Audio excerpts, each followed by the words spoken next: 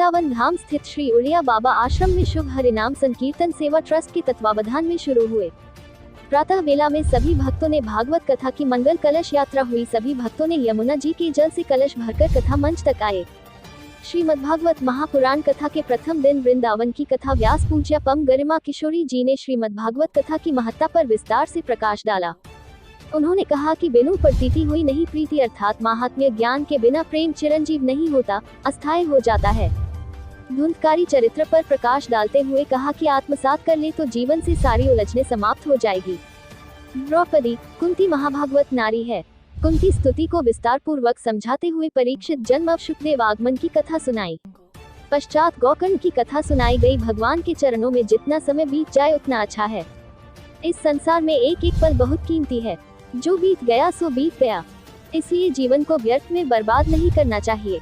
भगवान द्वारा प्रदान किए गए जीवन को भगवान के साथ और भगवान के सत्संग में ही व्यतीत करना चाहिए। उन्होंने कहा कि भागवत प्रश्न से प्रारंभ होती है और पहला ही प्रश्न है कि कलयुग के प्राणी का कल्याण कैसे होगा। इसमें सतयुग, त्रेता और द्वापर युग की चर्चा ही नहीं की गई है। ऐसे में ये प्रश्न उठता है कि बार बार यही चर्चा क्यों की जाती है, अन्य किसी की क्यों नहीं। इसके कई कारण हैं, जैसे अल्पायु, भाग्यहीन और रोगी। इसलिए इस संसार में जो भगवान का भजन न कर सके वह सबसे बड़ा भाग्यहीन है। भगवान इस धरती पर बार बार इसलिए आते हैं ताकि हम कलयुग में उनकी कथाओं में आनंद ले सके और कथाओं के माध्यम से अपना चित्त शुद्ध कर सके। व्यक्ति इस संसार से केवल अपना कर्म लेकर जाता है, इसलिए अच्छे कर्म करो। भाग्य, भक्ति, वैराग्य और मुक्ति पाने के लिए भगवत की कथा सुनो। इस पावन मौके पर समाज सेवी श्याम भोजवानी, अमृलाल खोरेजा, मनोज तीर्थानी, रामशंकर सिंह, मोहन सिंह, आचार्य सोहित शास्त्री, हर्षिल, सत्यम, चांदनी भोजवानी, मोहिनी खोरेजा, शिखा, गीता शर्मा, मणि आदि लोग उपस्थित रहे।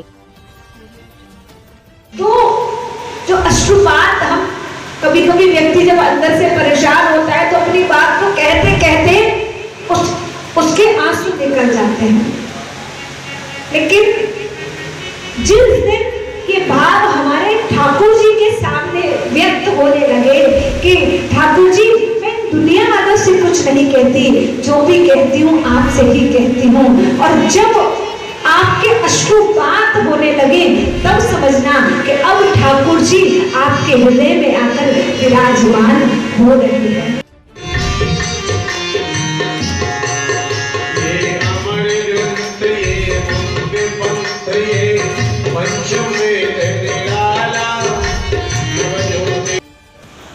यहाँ पर श्रीमद् भागवत कथा का आयोजन रखा गया है और ये जो पावन मास है, ये श्रावण मास, ये अधिक मास चल रहा है इस टाइम, और ये 19 साल बाद भगवान शिव का अधिक मास आया, श्रावण मास। वैसे 3 वर्ष बाद आ जाता है, लेकिन इस बार 19 वर्ष बाद आया है श्रावण मास, तो इसका बहुत महत्व है। और कथा चल रही श्री धाम वृंदावन में पंडित गरिमा किशोरी जी के मुखारविंद से हम सभी लोग कथा श्रवण कर रहे हैं। हमें बहुत आनंद आ रहा है और आज कथा का प्रथम दिवस है। भाग्योदयेन बहुजन्म समर्जितेन सत्संगमं च लभते पुरुषो यदा वै। जब अनंत जन्मों के पुण्य उदय होते हैं तब हमें श्री धाम वृंदावन में बैठकर कथा श्रवण करने का शुभ अवसर प्राप्त होता है। और वही बिहार जी की कृपा है जो आज हमारे कोई पुराने पिछले जन्मों के पुण्य उदय हुए हैं, जो आज हमें श्री धाम वृंदावन में बैठकर कथा श्रवण करने का शुभ अवसर प्राप्त हुआ है। और हमने बहुत भव्य तरीके से सुबह कलश यात्रा का आयोजन रखा गया था। कलश यात्रा यमुना जी से निकाली थी और अब कथा श्रवण कर रहे हैं, प्रथम दिवस की कथा श्रवण कर रहे हैं। जय श्री राम।